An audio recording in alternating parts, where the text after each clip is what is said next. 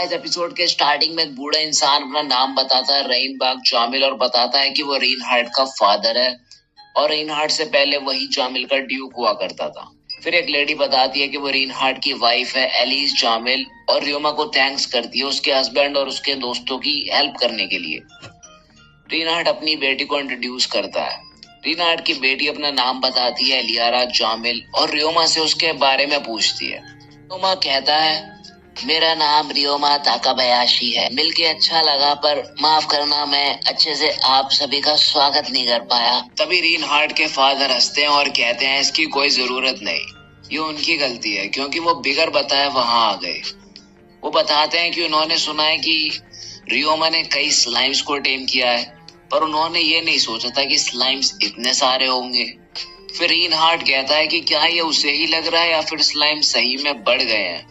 रियोमा बताता है कि पहले के मुकाबले अब ये सब दो में बढ़ गए हैं। एलियारा रियोमा से पूछती है कि ये सब उसके घर में कैसे आते हैं। तभी रियोमा स्लाइम्स को बोलता है कंबाइन और सारे स्लाइम्स मिलके एक बड़ा सा स्लाइम बनाते हैं। आगे रियोमा बताता है कि 100 स्लाइम्स आपस में मिल सकते हैं अगर वो एक ही टाइप के हैं और ये छोटे भी हो सकते हैं। इस तरह से स्पेस और फुड दोनों की बचत हो जाती है। ये देख के सब हैरान हो जाते हैं। रेनहार्ट की वाइफ कहती है अगर उसने इतने बड़े स्लाइम को टेम कर लिया है तो वो दुनिया का पहला इंसान है जिसने ये किया। रियोमा समझाता है कि ऐसा लगता है कि उनके पास सिर्फ एक कोर है पर असल में इनके पास 100 कोर है जो आपस में जुड़ी हुई है। 100 स्लाइम्स को एक साथ टेम करना काफी मुश्किल है, इसलिए उसने 100 अलग अलग स्लाइम्स को टेम किया और फिर उन्हें मिला दिया। रेनहार्ट की वाइफ ये सब सुन के काफी खुश हो जाती है और बताती है उसने बहुत बड़ा रहस्य सुलझा दिया, काफी टेमर फेल हो गए इसे समझने में। फिर वो आगे कहती है 100 अलग अलग स्लाइम्स को टेम करना भी बड़ी बात है और रेनहार्ट के फादर कहते हैं कि उन्होंने कभी नहीं सोचा था कि कभी उनकी लाइफ टाइम में ये रहस्य सॉल्व हो पाएगा।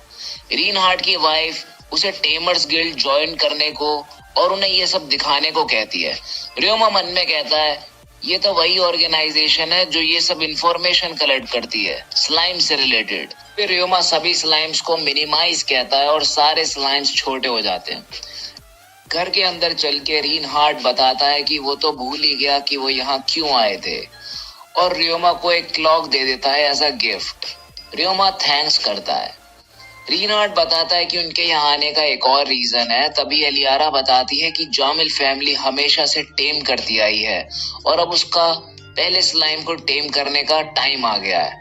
रियोमा पूछता है कि क्या उसे अभी तक कोई स्लाइम मिला। एलियारा मना कर देती है। फिर रियोमा एक मैप में दिखाता है कि स्लाइम्स पानी पीने अक्सर इस जगह पे आते हैं। एलियारा डिसाइड कर लेती है वहां जाने के लिए और बताती है कि उसे नहीं पता कि उसे कैसा स्लाइम टेम करना चाहिए। वो बताती है कि उसने एसिड पॉइजनस और हीलिंग स्लाइम के बारे में बुक में पढ़ा है पर बाकी जो दो स्लाइम रियोमा के पास है वो उनके बारे में कुछ नहीं जानती। फिर रियोमा समझाता है कि ये एक स्कैवेंजर स्लाइम है और ये बचा कुचा कूड़ा कचरा खाते हैं यूजफुल फर्टिलाइजर्स बनाने के लिए। फिर वो क्लीनर स्लाइम के बारे में बताता है कि ये साफ सफाई करते हैं और ये समझाने के लिए एक गंदे कपड़े को क्लीनर स्लाइम में डाल देता है। स्लाइम उसे बिल्कुल चमका देता है। रियोमा समझाता है कि सफाई करना गंदगी खाने के बराबर है स्लाइम्स के लिए और वो अपना हाथ डाल देता है स्लाइम में। सभी डर जाते हैं पर उसके हाथ को कुछ नहीं होता क्योंकि वो एकदम क्लीन था। अब एलियारा डिसाइड कर लेती है कि वो क्लीनर स्लाइम ही टेम करेगी और पूछती है कि वो ये कैसे कर सकती है। रियोमा कहता है कि वो बता नहीं सकता क्योंकि वो एक गर्ल है। अब आगे रियोमा रेनहार्ट और उसके बंदों को बता देता है कि वो एलियारा को क्यों नहीं बताना चाह रहा। तभी यूके सब गर्ल्स और लेडीज के सामने जाता है और बता देता है कि इसके लिए उसे अपने पीछे का गंदा पसीना स्लाइम्स को खिलाना होगा। जाके नहा कर आओ और अपने पीछे का गंदा पसीना कलेक्ट कर लेना। तभी उसके गालों पे पड़ते हैं जोरदार तमाचे सभी गर्ल्स और लेडीज से। और फिर रियोमा एलियारा को बताता है कि ये सच है और उससे माफी मांगता है। एलियारा कहती है कि इसमें रियोमा की कोई गलती नहीं पर उसने ऐसा कभी नहीं सोचा था पर वो अब डिसाइड कर लेती है कि क्लीनर स्लाइम को ही टेम करेगी। रियोमा उसे अपने गार्ड लेडीज से मदद लेने को कहता है पर एलियारा मना करती है और कहती है कि वो इसका पहला कदम खुद उठाएगी। एलियारा नहाने जाती है और एक बास्केट में अपने पीछे का गंदा पसीना कलेक्ट कर लेती है और चल पड़ती है स्लाइम ढूंढने। सभी एलियारा को गुड लक कहते हैं।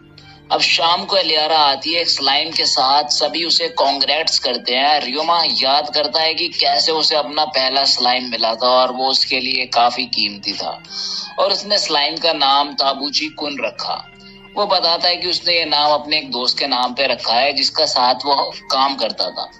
अब तभी रिनहार्ड की वाइफ पूछती है कि क्या वो यहाँ ऐसे अकेले ही रहेगा।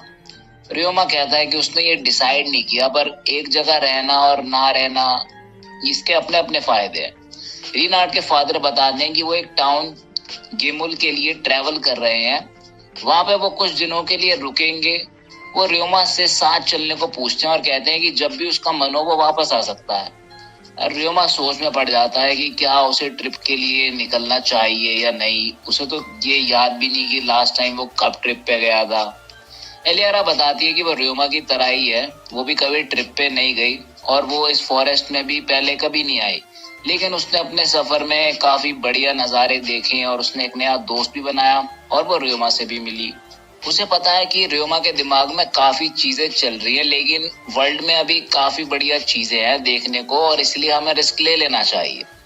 रियोमा थैंक्स कहता है एलियारा को ये सब बताने के लिए और बताता है कि उसे उन सब पे बर्डन नहीं बनना, पर अब वो भी बाकी का वर्ल्ड देखना चाहता है। ये सुन के सभी काफी खुश हो जाते हैं। रिनहार्ड कहता है कि वो अपना सारा सामान सेबस के आइटम बॉक्स में रख सकता है। रियोमा बताता है कि उसमें अपने खुद का आइटम बॉक्स है।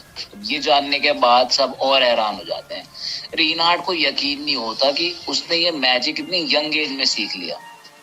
तभी रिनहार्ड की वाइफ एलिस रियोमा से कहती है कि अगर कभी भी कुछ नया सीखना हो मैजिक से रिलेटेड या कोई क्वेश्चन करना हो तो वो पूछ सकता है। एलियारा बताती है कि वो भी अपनी मॉम से मैजिक के बारे में सीख रही है। अब अगर वो मैजिक के बारे में साथ में पढ़ेंगे तो और मजा आएगा। रियोमा मन में सोचता है कि अभी तक उसने सिर्फ वो पढ़ा है जो गॉड्स ने बुक में लिखा था, पर अब वो इन सभी लोगों के साथ यहाँ के कॉमन सेंस के बारे में भी जान सकता है। फिर रात में रियोमा अपना सारा कीमती सामान आइटम बॉक्स में रखता है, एनिमल्स के फर और कुछ चीजें जो उसने लुटेरों से मिली थी इन 3 सालों में। फिर रियोमा गॉड्स के स्टैचू से बात करता है कि उन्हें तो ऑलरेडी पता होगा इस बारे में क्योंकि वो गॉड्स है। वो बताता है कि ये उसकी फर्स्ट ट्रिप है इस वर्ल्ड में और उसे नहीं पता कि अब वो कब वापस आएगा, इसलिए वो अपने साथ सब लेके जा रहा है। अगर वो वापस नहीं भी लौट पाया तो उसी जगह एक और स्टैचू बना लेगा। अगली सुबह रियोमा तैयार होने के बाद अपने घर का रास्ता बंद कर देता है और यहाँ से रियोमा का नया सफर शुरू होता है। अब आगे रियोमा मिस्टर सेबस का मैजिक देख के चौंक जाता है और बताता है कि ये तो कमाल के हैं, इनके पास तो लिविंग एनिमल्स भी है कार्ड के साथ। वो सोचता है कि क्या ये कोई इंटरमीडिएट स्पेस मैजिक है या डायमेंशन होम है। सफर के दौरान एलियारा रियोमा से क्वेश्चन करती है कि क्या उसके पास अर्थ और स्पेस एलिमेंट के साथ फायर और वाटर एलिमेंट्स भी है। रियोमा बताता है कि हाँ, उसकी ग्रैंडमदर ने बताया था कि उसका सारे 4 एलिमेंट्स पे कंट्रोल है। तभी रिनहार्ड रियोमा से कहता है कि इसी के साथ तुम बैरियर और टेमिंग मैजिक भी यूज कर सकते हो। ध्यान रखना, जिसके पास सारे एलिमेंट्स होते हैं वो किसी भी एक एलिमेंट को मास्टर नहीं कर पाते। फिर रियोमा स्माइल करता है और कहता है कि वो ये बात ध्यान रखेगा।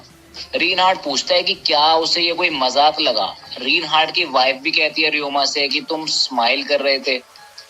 रियोमा बताता है कि उसे याद आ गया कैसे यही सेम बात उसकी ग्रैंडमदर ने उसे बोली थी। वो बताता है कि ये तब की बात है जब वो हीलिंग मैजिक और एल्केमी ट्राई कर रहा था। रिनहार्ड के फादर बोलते हैं कि एल्केमी, इसमें तो आजकल किसी का इंटरेस्ट नहीं है, इसे प्रैक्टिस करना काफी अनकॉमन हो गया है। एलियारा पूछती है रियोमा से कि वो कौन सी एल्केमी ट्राई कर रहा था। रियोमा कहता है ज्यादा कुछ नहीं, मिनरल पॉइजन को रॉक सॉल्ट से निकालना जिससे कि वो खाने लायक बन सके। रिनहार्ड कहता है ये तो सही में कमाल की बात है। आगे रियोमा बताता है कि उन्होंने अगले कई दिनों तक सफर किया और रात को रेस्ट किया टेंट में और ये काफी कंफर्टेबल सफर रहा। अगले दिन सफर के समय जोरदार बारिश हो रही होती है। रिनहार्ड के फादर बोलते हैं कि आमतौर पर इस समय कभी इतनी बारिश होती नहीं है। तभी काट में झटके के कारण एलियारा रियोमा की बाहों में गिर जाती है।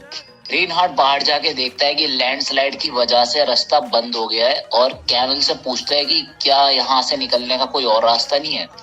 कैमल बताता है कि उसमें काफी समय लग जाएगा और उन्हें 3 दिन एक्स्ट्रा लग जाएंगे।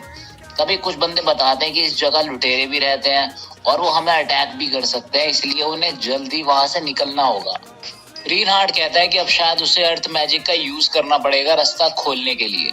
तभी र्योमा मन में कुछ सोचता है और बाहर जाता है रीनहार्ड की हेल्प करने, अपना रेनकोट पहनकर, जो कि स्टिकी स्लाइम के स्टिकी फ्लूइड से बना है। र्योमा का रेनकोट देखकर रीनहार्ड के फादर सेबस से कहते हैं कि क्या तुम्हें नहीं लगता हम उस रेनकोट से बिजनेस कर सकते हैं? रीनहार्ड की वाइफ एलिस कहती है ये तो बढ़िया रहेगा। रीनहार्ड के फादर कहते हैं कि जब वो टाउन पहुंचेंगे वो र्योमा को मॉर्गन ट्रेडिंग कंपनी में सर्ज से मिलवाएंगे। बाहर रीनहार्ड अपने बंदों से कहता है ब्रेक रॉक और रॉक मैजिक का यूज करके वो रास्ता खोल सकते हैं। तभी र्योमा आता है और रेन ब्लॉक बैरियर मैजिक का यूज करके बारिश ब्लॉक कर देता है। सब र्योमा को थैंक्स कहते हैं। र्योमा अपने आइडिया के बारे में बताता है कि ब्रेक रॉक और रॉक मैजिक को अलग अलग यूज करने की वजह वो इन दोनों को साथ में यूज कर सकते हैं ब्लॉक क्रिएट करने के लिए। फिर र्योमा उन्हें ये करके दिखाता है। वो अपना मैजिक का यूज करके सामने बड़े रॉक्स और मिट्टी में से कई सारे ब्लॉक्स बना देता है। वो बताता है कि अगर वो ब्रेक रॉक और रॉक मैजिक यूज कर सकते हैं तो वो ये भी आसानी से कर ही लेंगे। फिर र्योमा अपने स्लाइम्स की मदद से ब्लॉक रास्ते से साइड हटवा देता है। अगले दिन सुबह रीनहार्ड बताता है कि उन्होंने नहीं सोचा था कि ये इतनी जल्दी हो जाएगा और वो र्योमा को थैंक्स कहते हैं। रीनहार्ड की वाइफ एलिस आके र्योमा को गले से लगा लेती है। आगे र्योमा बताता है कि ये काफी मेहनत का काम था पर उसे खुशी हो रही है कि वो रीनहार्ड और उसके साथियों की मदद कर पाया। अगले 3 दिन तक बढ़िया सफर चला, फिर वो पहुंच गए माइनिंग टाउन केमुल में।